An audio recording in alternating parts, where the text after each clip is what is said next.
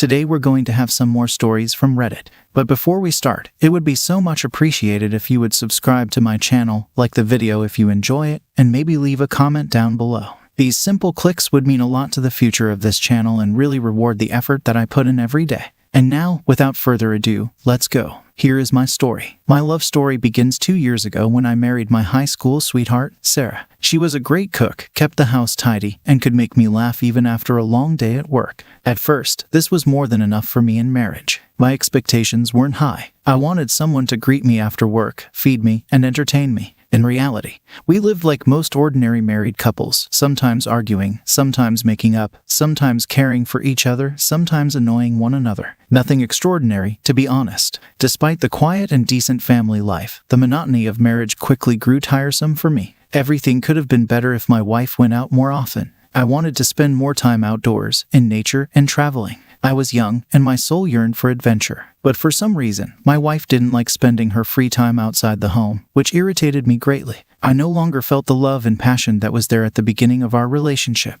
So, I tried with all my might to add some variety to our marriage. Sarah was a wonderful housewife, I won't argue. But I craved more attention from her. I longed for her participation in the escapades that warmed me from within and allowed me to enjoy life. She began refusing more and more to watch a movie together or be intimate, justifying it with headaches or fatigue. At some point, I felt like we were just living under the same roof like roommates. After hundreds of attempts to somehow fix the situation, I decided to leave everything as it was and simply spend less time at home, dedicating it to myself. I started working late, going fishing, joined a gym, and tried to keep myself as busy as possible to improve my physical shape. I thought this would allow my wife to rest, naively believing that her whole problem was fatigue. I thought a short break would rekindle the fire in our relationship. However, it soon became clear that the problem wasn't with me or our marriage but with her. It was revealed in the most cliché way. As my wife was cooking dinner at the stove and I was cleaning the living room, a notification came in on her phone. I never tried to control my wife's messages because I trusted her, but my gaze involuntarily glanced at the screen. There was a message that said, "Is your husband not home yet? I hope you're wearing that sexy black lingerie with lace right now because I want to come over." My body froze. My hand reached for the phone on its own, unlocked it, and opened the messages. I didn't know who this man was, but from the explicit photos and erotic messages, I understood everything. My wife wasn't tired from work or headaches at all. She was spending her energy on her lover, leaving nothing for her lawful husband. I sent him a reply, "Come on over." I turned off the sound and hid the phone so my wife wouldn't find out until the right moment. You should have seen her face when the doorbell rang and Sarah saw her lover standing on the doorstep. But I dare say, the face of the unfamiliar man looked better in that moment with a broken nose and real fear for his life when I pointed a gun at him. In our state, it was legal to keep firearms at home, and no, I didn't want to harm him, just scare him and emphasize the seriousness of my intentions if he ever tried to cross the threshold of this house again. The man turned out to be a coward, but not a fool, so he quickly got the hint and fled that same day. Sarah was furious and declared she was leaving me, a psycho and a complete lunatic. To be honest, there was relief in my soul. We had spent so much time together, invested so much effort into this relationship, but my feelings instantly cooled after that message, as if they were never there in the first place. When my wife packed her things and slammed the front door, I became free and could finally do whatever I wanted. Friends told me that she had moved in with that man and seemed happy. A whole year had passed since those events. During that time, I got divorced, improved my physique, and got a promotion at work. But my life changed in an instant when my grandmother left me an inheritance of $1 million along with her country house. This happened on an ordinary day as I sat at my desk, occupied with work on the computer. A phone call interrupted my thoughts. When I picked up, I heard my mom's voice say a phrase that turned my world upside down.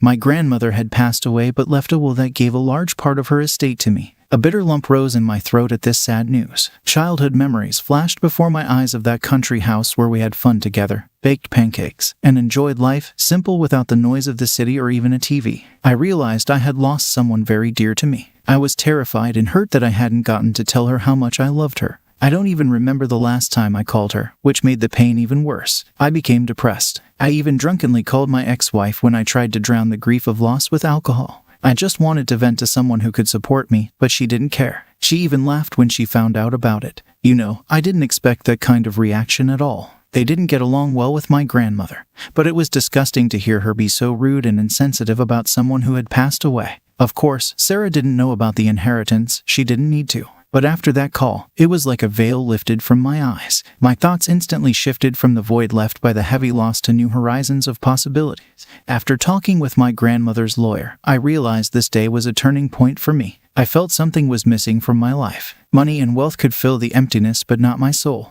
I started thinking about what changes I could make in my life. Investments and travels. The world would become my playground and a place for self-discovery. My dreams of adventure that once seemed out of reach were now closer to reality. I decided to start small. I traveled around America and Europe for a while, getting to know new places, cultures, and meeting lots of new people. My grandmother's legacy gave me a chance to start with a clean slate and re-examine my priorities. The house my grandmother left me, I sold for a good sum and gave some of the money to my mom to be fair. After a period of travels, I used the remaining funds to open my own small and cozy cafe in our town.